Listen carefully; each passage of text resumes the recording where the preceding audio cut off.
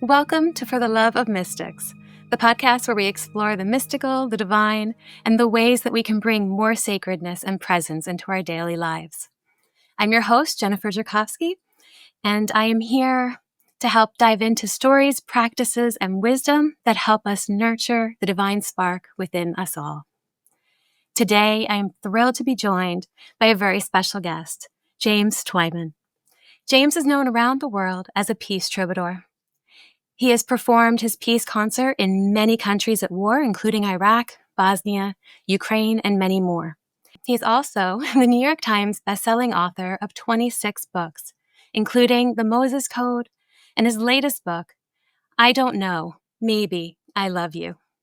James is also a professed Franciscan friar with the Episcopal Community of Francis and Clare, and the founder of the interfaith international community in Mexico called Namaste Village. Welcome, James. It's wonderful to have you. Well, thank you, Jennifer. It's wonderful to be able to join you in this beautiful discussion. Thank you so much. Can you share a bit about your journey and what first drew you to the path of peace? Oh, gosh, it's so hard sometimes to pinpoint exactly where something begins because they're all chapters and one leads to another. But there are pivotal moments for sure where you can look back and say, well, this part of the journey really took off here. And for me, I would say that happened in 1994 when a friend of mine gave me a sheet of paper that had the peace prayers from the 12 major religions of the world. Now, these were prayers that had been prayed in a town we're going to talk about a lot here, Assisi in Italy, the home of St. Francis and St. Clare. And they came together, the leaders of all the different religions of the world came together for the first time in history, not to argue or talk or discuss or try and prove who's right or wrong, but to simply pray together. So the Dalai Lama was there for Buddhism, the Pope was there for Christianity, and on, and they all prayed the peace prayer from their religion. And a friend of mine happened to be there, brought those prayers back, and a friend gave them to me. And I'll never forget as I began to read each one, beginning with the Hindu prayer of peace, which started off in this way. O God, lead us from the unreal to the real. O God, lead us from darkness into light. O God, lead us from death into immortality. Shanti, Shanti, Shanti unto all. And as I read those words, I literally heard music beginning to play, and I thought that it was coming from the room next door, and I picked up my guitar to play along and realized it was going with this prayer. I just began to sing it out loud, and no sooner had I finished when I began to read the Buddhist prayer, and the same thing happened, and the Zoroastrian prayer, and the Christian prayer, until 1 hour had passed, and I had put all 12 of the prayers to music. And I knew that something miraculous had happened. And so from that moment on, people started calling me the Peace Troubadour. And I really wanted to start going to countries where conflicts were raging or wars were happening to simply share these prayers. In fact, what I really wanted to be at that time was just a homeless troubadour like St. Francis, just traveling around the world sharing these beautiful prayers. And the first country I was invited to, which was in 1995, was Bosnia and Croatia at the very end of the Balkan War there. And I had some amazing experiences, including meeting a group of mystics in the mountains of Bosnia called the Emissaries of Light. And I ended up writing that story down. And that's where the next chapter took off. Suddenly I had written a best-selling book and my life changed. I was no longer a penniless troubadour as I had hoped to be, but I still continued to do the peace concerts. And also, when I would go to countries, this is the early stages of emails. And we would ask people through emails to stop at a certain time. Let's say when I was in Iraq in 1998, I was invited there by Saddam Hussein to perform the peace concert at the same time that we were right on the verge of another terrible conflict. And my agent at that time, she had about 300 emails in her list. And she just sent out an email to those people asking them to stop and to pray at the given time. Well, it was one of the first examples of a viral email. and millions of people ended up receiving it. And they stopped at that time when I was doing the concert there in Iraq, and I could almost feel like it was raining peace, and everything shifted. And one by one, all of these adventures taught me that when we come together as one prayerful, peaceful pulse, that there's nothing more powerful.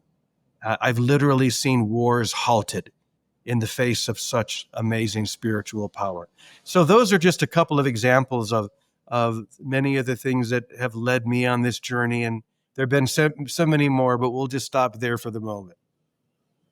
Yeah, you mentioned wars halted, and immediately I think of St. Clare. So I think we can get to that, but that idea of her, holding up the Eucharist, and here she is, holding on to that divine truth, and That's right. the enemy turns around.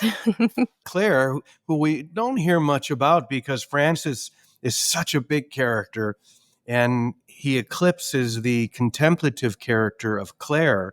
But Clare stopped Assisi from being destroyed twice in her life. You mentioned one, which we can talk about, but it was actually twice that happened.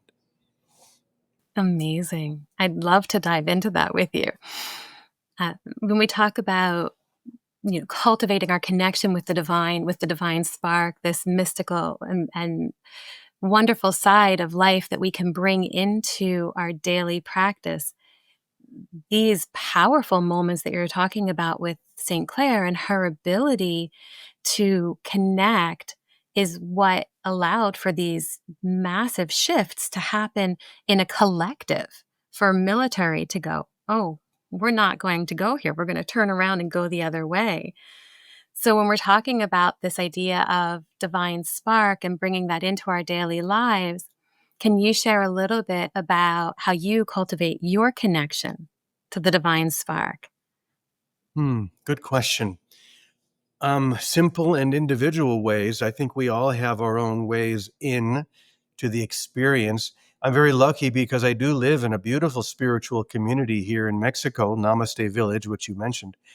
And so we have 40 houses and apartments and just an incredible group of people from all over the world. Hello, everyone, and welcome to Namaste Village in Ajijic, Mexico. I'm your host, James Twyman, and I want to give you a walking tour of our beautiful community so you can see some of the beautiful and amazing changes that have taken place over the last 5 years. We're actually coming up on our 5th anniversary, and as soon as you walk in, you can begin to see the beautiful artwork, St. Francis and his Sufi brothers, this beautiful painting of Our Lady of Guadalupe. And then right here on the left, you're going to see a beautiful painting of Julian of Norwich, who was a medieval anchoress, and it was right on the other side of this wall that I spent 6 months in seclusion, meditating and praying.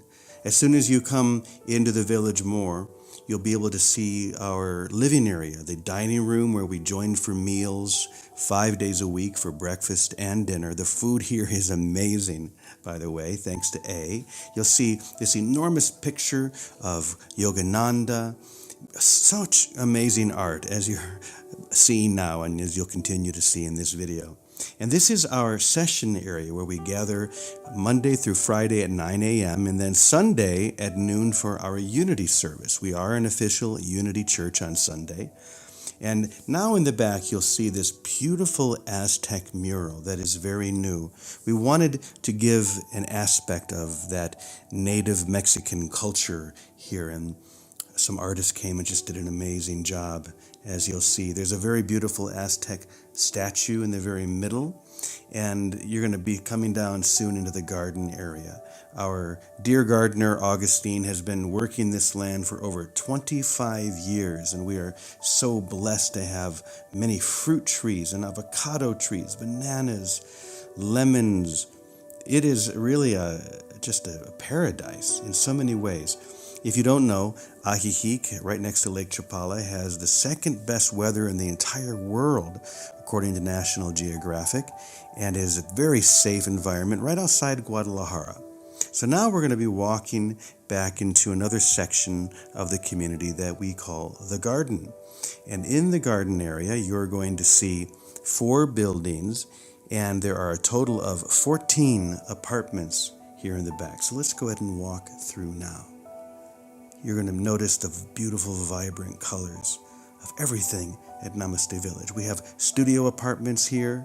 We have 2 one-bedroom apartments. All of the buildings have beautiful mirror doors on top where you can look out over Lake Chapala and the entire town. Just such a beautiful place to relax and deepen your own spiritual journey. And we come together every morning at 9 o'clock to pray together, to sing together, and just open. We call it the Namaste experience because this is an experience. It's not an intellectual grasping, but really the release of trying to understand this intellectually and diving into the actual experience, which is beyond words. So we do that every day here at Namaste Village, and I'm very grateful to have that chance to be in a beautiful community to do that. And in my own way, the characters of St. Francis and St. Clare of Assisi have always been access points. Even when I was a child, I loved Francis. I didn't know much about Clare at that time, but I took Francis as my confirmation name. And right out of high school, I left Minneapolis and went to Chicago to join the Franciscan order, the Catholic tradition. And I was only there for about a year and a half, but I like to say that when Francis gets his hooks in you, he never lets go. So it was always there. It was always pulling me until many years later when I discovered the community of Francis and Clare within the Episcopal tradition and joined that community. And of course, I've been to Assisi, I don't even know, somewhere between 25 and 30 times, leading retreats or pilgrimage walks. And for me to be able to bring people to my favorite town and to just walk the same paths that Francis and Clare would have walked, and to visit those places, many of which still, carry that vibratory resonance, even though it's been 800 years. Of course, in a town like that, it's filled with tourists.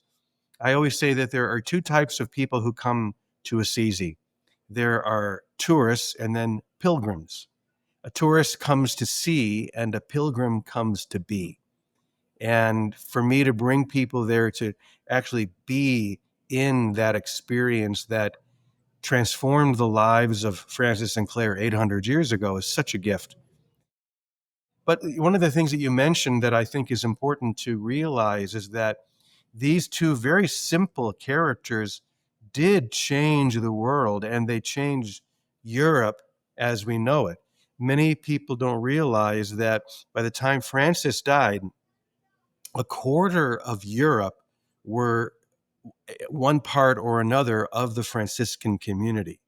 Most of them were what we call third order Franciscans, which are lay people, men and women who have families and jobs, but do their best to live that charism.